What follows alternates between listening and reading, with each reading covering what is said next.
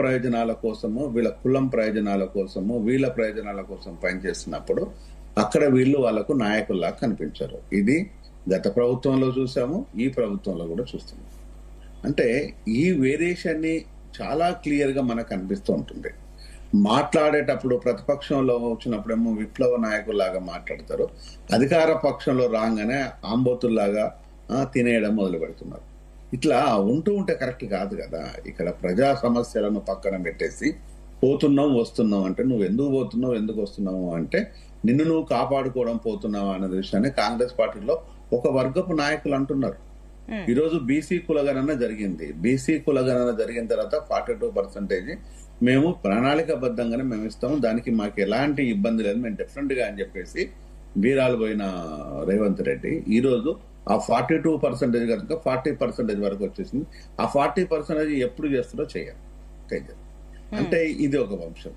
Next ఎస్సీల అంశానికి వచ్చినప్పుడు వర్గీకరణ జస్ట్ అట్లా అనౌన్స్ కాగానే మన జడ్జిమెంట్ రాగానే జస్ట్ మినిట్ల వ్యవధిలోనే అప్పుడు అసెంబ్లీ సెషన్ జరుగుతుంది, అసెంబ్లీలో చేశాడు, ఇదిగో అదిగో అని చెప్పేసి మళ్ళీ దాన్ని మీనమేషాలు లెక్క పెడుతుంది. ఎస్టీల విషయానికి వచ్చినప్పుడు ఎట్లా అంటే ఈ రోజు ఎస్సీలు, బీసీలు, ఎస్టీలు నిజంగా మూకుమ్మడిగా కొట్లాడితే ఈరోజు ఎవరిని మీద ఆధారపడాల్సిన పని లేదు. వీళ్ళ బలం సంఖ్య అనే విషయాన్ని ఈ ఎస్సీ, ఎస్టీ, బీసీ మైనారిటీలకు అర్థం కావటం లేదు. వీళ్ళ బలహీనతని పట్టుకొని కొంతమంది నాయకులు, కొంతమంది అవకాశవాదులు, కొంతమంది అగ్రకులంలో ఉన్న వ్యక్తులు వాళ్ళ అవకాశం కోసం వాడుకుంటున్నారు తప్ప ఈరోజు బీసీలకు కానీ, ఎస్సీలకు కానీ, ఎస్టీలకు కానీ ఎవరు దాన ధర్మం చేయాల్సిన పని లేదు. వీళ్ళు అడగాల్సిన అవసరం కూడా లేదు. ఈరోజు ఈ నిజంగా కనుక ఈ ముగ్గురు సెక్షన్ ఆఫ్ పీపుల్ కలిసినట్టు అయితే అధికారం వీళ్ళ చేతిలో ఉంటుందన్న విషయం భారతదేశంలో తెలియని వ్యక్తులు అంటూ ఎవరు లేరు, అందరికీ తెలుసు. అయినా కూడా ఇంకా మేము అడుక్కోవాలి, వాళ్ళు ఇవ్వాలనే ధోరణి మానేస్తే బాగుంటుంది అనేది ఇట్స్ మై సిన్సియర్, నా రక్త బంధువులందరికీ. అంటే దీన్ని ఇదొక అంశం. మరొక అంశం వచ్చేసి ఈ రోజు రేవంత్ రెడ్డి పోయి ఏమని అడుగుతాడు? అన్నదమ్ముల కరప్షన్ గురించి మాట్లాడతాడా, లేకపోతే మినిస్టర్ల దోపిడీ గురించి మాట్లాడతాడా? ఈ రోజు ప్రజలు బహిరంగంగానే మాట్లాడుతున్నారు దీన్ని. నేను విన్నది మాట్లాడుతున్నా, నేను అన్నది కాదు ఇది, నేను విన్నది మాత్రమే మాట్లాడుతున్నా. ఈ రోజు ఎక్కడికి పోయినా కూడా 30 నుంచి 40% కమిషన్లు, సేమ్ టైం వచ్చేసి ప్రతిదానికి ఉంటుంది.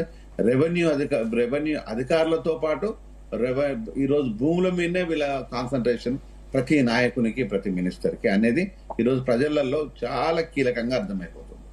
అంటే ఈ రోజు భూములను కొల్లగొట్టాలి అనే దాన్ని చాలా ఒక ప్రణాళికబద్ధంగానే కాదు, ఈ రోజు యుద్ధ ప్రాతిపదిక మీద మొదలు పెట్టుకున్నాం. మళ్ళీ రేపు నెక్స్ట్ టైం వస్తుందో రామో, ఈ టైంకి మొత్తం మింగేద్దామా అనే దాన్ని ఉండదు. ఈరోజు అంతా ఉంటే రేపు మోడీ గారి దగ్గరికి పోయి నాకు కావాలని మోడీని ఎట్లా అడుగుతారు? వీళ్ళు అడిగితే ఈడీలు వస్తాయి, సేమ్ టైం వచ్చేసి ఏసీబీలు వస్తాయి. అవి రావద్దు అనుకుంటే పోవాలి, నమస్తే పెట్టాలి, రావాలి. మేము అడిగినాం ఇక వచ్చేసి కడిగే మొదలు పెట్టాలి. నోరుంది కదా అని చెప్పేసి ఇక కడగడం మొదలు పెడుతుంటాం. దానివల్ల ఎవడి ప్రయోజనం? దానివల్ల ప్రజలకేం ప్రయోజనం లేదు. అంటే వీళ్ళ ప్రయోజనాలు కాపాడుకోవడం కోసం మాత్రమే ఈ ప్రదక్షిణాలు తప్పితే ఇది ప్రజా శ్రేయస్సు కోసం కాదు, సంక్షేమం అంతకంటే కాదు. అంటే జయరాం గారు, ఇప్పుడు సీఎం రేవంత్ రెడ్డికి ఇప్పుడు ఈ ఎస్ఎల్బీసీ సంఘటన ఏదైతే జరిగిందో ఈ సంఘటనకు సంబంధించి మోడీ ఫోన్ చేయడము, దీని గురించి ఆరా తీస్తున్నప్పుడే ఈ సంఘటనను బేస్ చేసుకుని ఇంకా డెవలప్మెంట్ పెండింగ్ లో ఉన్న ప్రాజెక్టులు కూడా కావాలి, మీరు ఒక అపాయింట్మెంట్ ఇస్తే బాగుంటుందని చెప్తే అపాయింట్మెంట్ వచ్చిన తర్వాత ఇప్పుడు వెళ్తున్నారని చెప్పేసి అంటున్నారు. సో ఇది ఎంత మేర ఈ రోజు ఏమైనా పెండింగ్ లో ఉన్న ప్రాజెక్టులు ఏమైనా ముందుకెళ్తాయని అనుకోవచ్చా? మీరు ఎన్నో ఏళ్ల నుంచి కూడా రాజకీయాలను చూస్తున్నారు దగ్గర నుంచి, సో మీ అనాలిసిస్ ఏంటి దీనిపైన? ఒకటి సునీత, మోడీ అపాయింట్మెంట్ ఇప్పుడు నేను వస్తా అంటే రమ్మని చెప్తాడు. మోడీ ఇప్పుడు నేను రేవంత్ కు ఫోన్ చేసి నేను వస్తున్నా అంటే వద్దని చెప్తాడా? వస్తానంటే రమ్మంటాడు. వచ్చిన తర్వాత ఇచ్చేది ఏంది? ఇవ్వడానికి గల, నేను ఇంతకుముందు చెప్పినట్టుగానే ఇవ్వడానికి గల ఈరోజు నీ పార్టీ లోపలనే చక్కదనం లేదు, నీ పార్టీ లోపలనే ఒకరు ఈస్ట్ అయితే ఇంకోరు వెస్ట్, వాళ్ళు సౌత్ అయితే ఇంకోళ్ళు నార్త్. ఈ విధంగా ఉంటే రేపు మోడీని పోయి నువ్వు ఏ విధంగా కన్విన్స్ చేస్తుంటావు? అంటే ఇక్కడ ప్రజలకు చేయాలనుకున్నప్పుడు ఒక పటిష్టమైన అవగాహన ఉందా రేవంత్ కి? అంటే ఇక్కడ ఏ ప్రజలను అడిగినా, ఏ సెక్షన్ ఆఫ్ పీపుల్ అడిగినా కూడా లేదని చాలా క్లియర్ గా గొంతెత్తి మొత్తుకుంటున్నారు. ఇంత వ్యతిరేకత నేను 10 సంవత్సరాల లోపల వచ్చిన వ్యతిరేకత బీఆర్ఎస్ మీద వేరు, ఇప్పుడు సంవత్సరం లోపల వచ్చిన కాంగ్రెస్ మీద వ్యతిరేకత వేరు. ఆ వ్యతిరేకతను ఇంత మూట కట్టుకోవడంలో ఏ ప్రయోజనం నెలకొంది? ఎవరిని కంట్రోల్ చేస్తావు కనుక నువ్వు? మీ అన్నదమ్ములను కంట్రోల్ చేయవు నువ్వు. ప్రోటోకాల్నే ఎంజాయ్ చేస్తున్నారు. ఈవెన్ ఏ మాత్రము సిగ్గు బిడియం లేకుండా, ఎంత మాత్రం కూడా భయం లేకుండా ప్రోటోకాల్ ఎంజాయ్ చేస్తున్నావు చూస్తూ కూర్చున్నావు. అంటే ఇది ఒక ధృతరాష్ట్రం పాలన కదా. ఇక్కడికి పోయి దీని సెంట్రల్ తెలియదా? ఇది మోడీకి తెలియదా? ఇది వాళ్ళకి ఇన్ఫర్మేషన్ ఉండదా? అంటే డిఫరెంట్ గా ఉంటది. దాన్ని నువ్వు ఏ విధంగా నువ్వు చూసుకుంటావు? అంటే నీ పార్టీలో ఉండే నాయకులు లేరా? ఇప్పుడు మా రమేష్ అని ఉన్నాడు, నాయకుడు కదా. ఇంకా అనేక మంది బీసీ నాయకులు ఉన్నారు, లేరా? మరి వాళ్ళకి ఎవరికి లేని ఎంజాయ్మెంట్ నీ అన్నదమ్ములకి నుంచి వచ్చేసింది.